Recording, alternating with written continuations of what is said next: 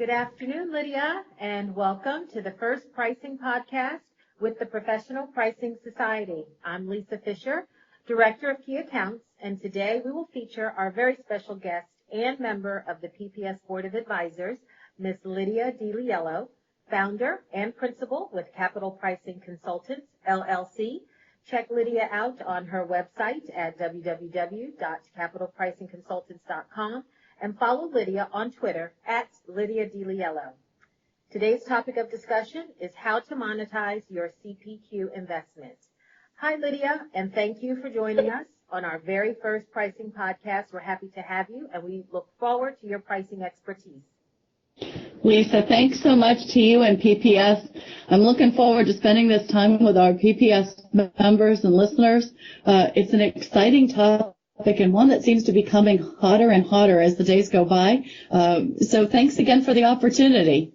Absolutely, and we'll just jump right in. So, Lydia, tell our listeners who you are and what do you know about CPQ? Well, Lisa, with your kind introduction, as you know, I started out in the industry 23 years ago. I have been in the manufacturing space all 23 years.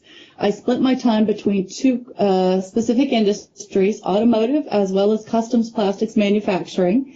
And during that time, I implemented two different CPQ systems, one for a billion-dollar company, which was the automotive company, and then one for a privately held custom plastics manufacturer. And I actually helped design the system that went into place at the billion-dollar company. So I've had experience at multiple levels in the organization with CPQ systems in terms of designing them, implementing them, and then managing them from an executive perspective. So I've seen the good, bad, and the ugly, honestly. I bet.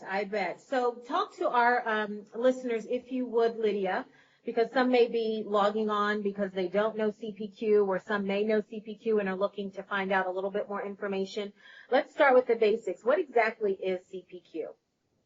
So traditionally, Lisa, CPQ is just the abbreviation for software systems that allow you to configure a customized product, to price that product, and then to quote it.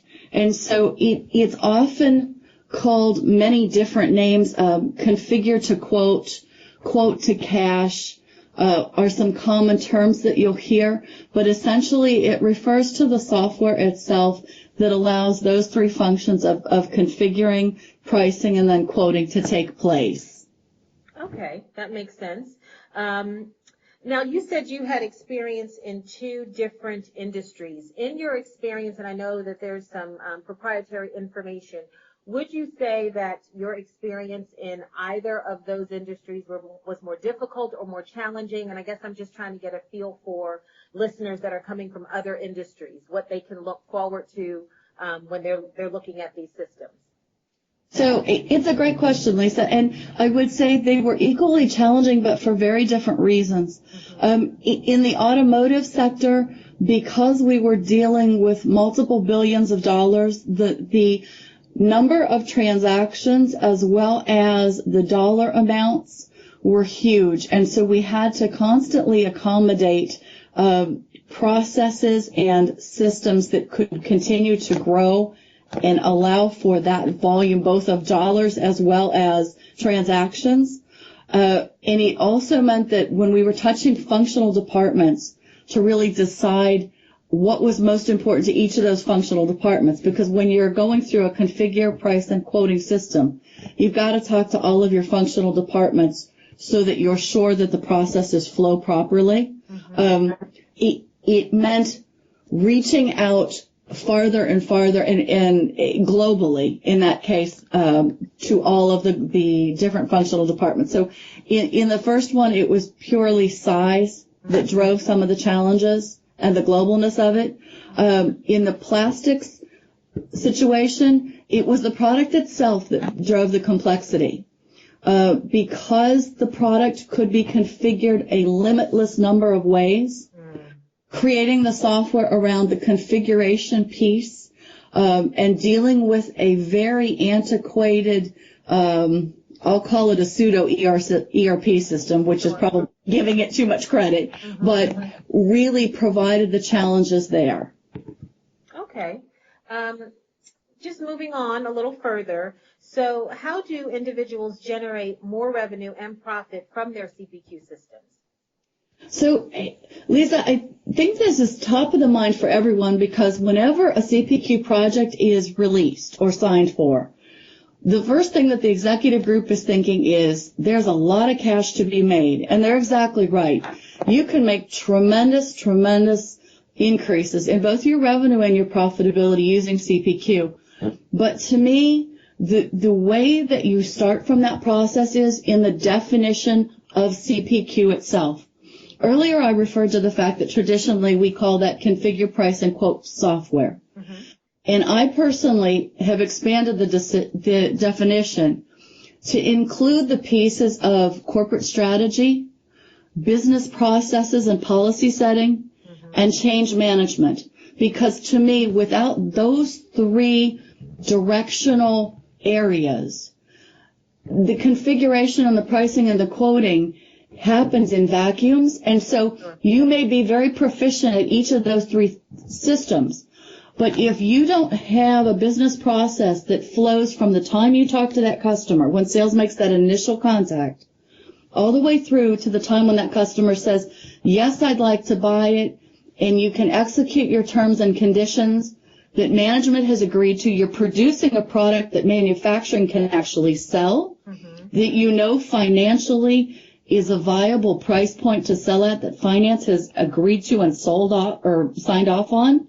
To me, most failures that I have seen in CPQ have happened because change management wasn't practiced, business policies and processes were not given the time and the dedication they needed, and there really wasn't an executive level steering committee occurring to really monitor both at the macro level and at the micro level, because you need your executives on board to provide the strategy for the company, but there still needs to be one of those executives that understands when you talk about a specific functionality in the software, how does that affect your project overall? How does that affect the delivery of the quote to the customer? And what does that mean? So you need somebody who can go macro level and then right down to the micro level where the rubber meets the road.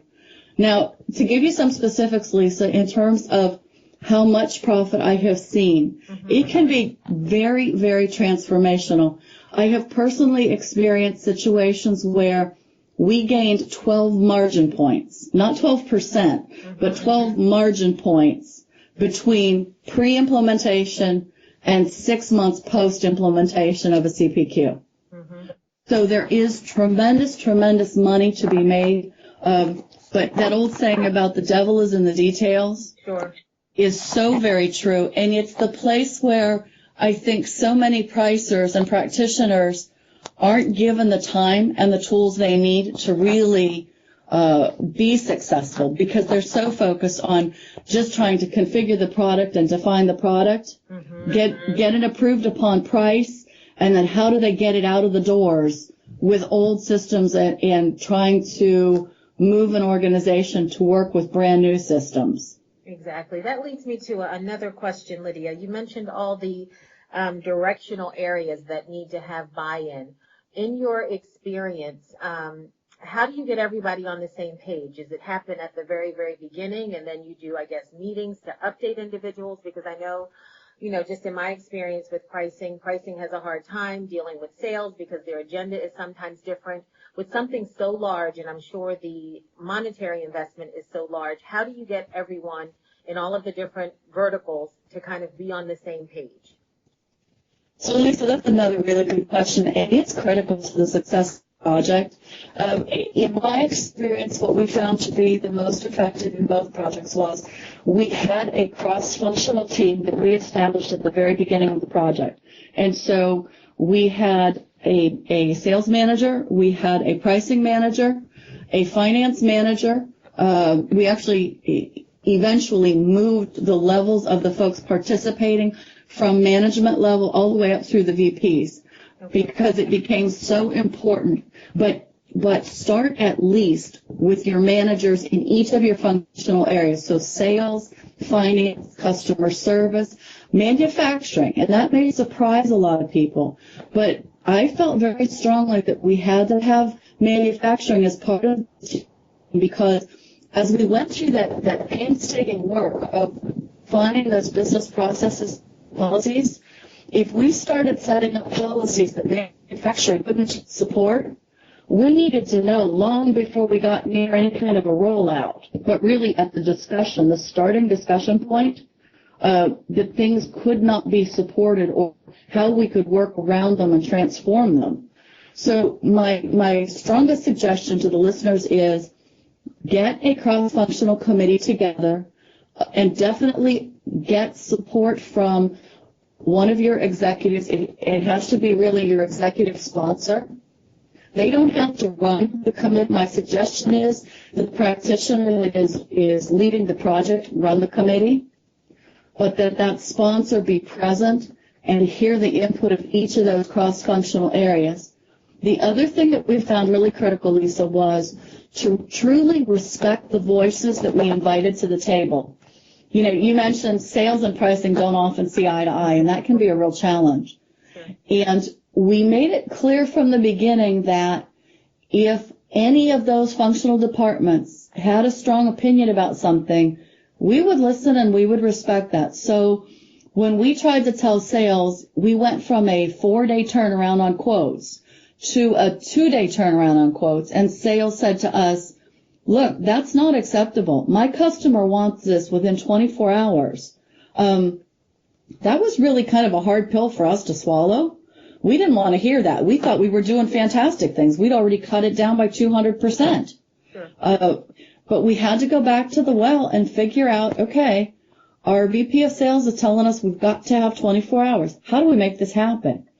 And when you listen to the folks that you have invited to participate on your committee, and they get the respect of you addressing their concerns and answering them. You don't ignore them. You take the feedback, whether you want to hear it or not, and you fix it, essentially. It really made the group very strong, and it made us successful from the beginning.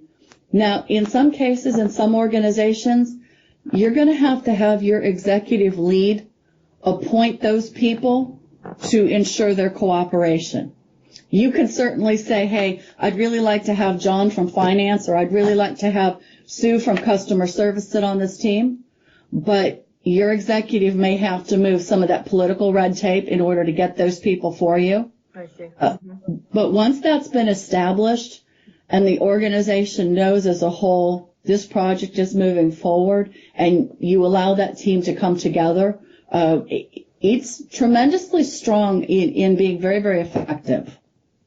Did that answer what you were looking for? It certainly did. And Lydia, I could go on and on with 1,000,001 questions, but where can the listeners learn more?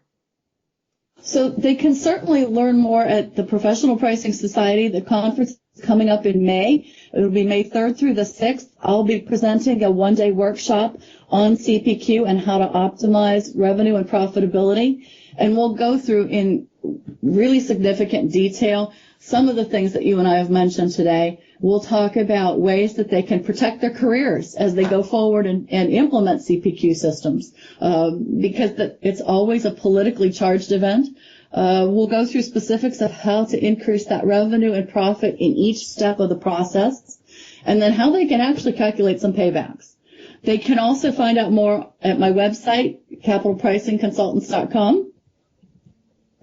Excellent. And also, in addition to Lydia's full 1-day workshop, during the PPS 27th Annual Spring Pricing Workshops and Conference in Chicago, there will be on the Thursday and Friday separate breakout tracks with 1-hour segments on CPQ as well. So if you don't get all of your questions answered, which I'm sure you will in Lydia's workshop, stick around for the remainder of the conference on Thursday and Friday and get some other questions answered.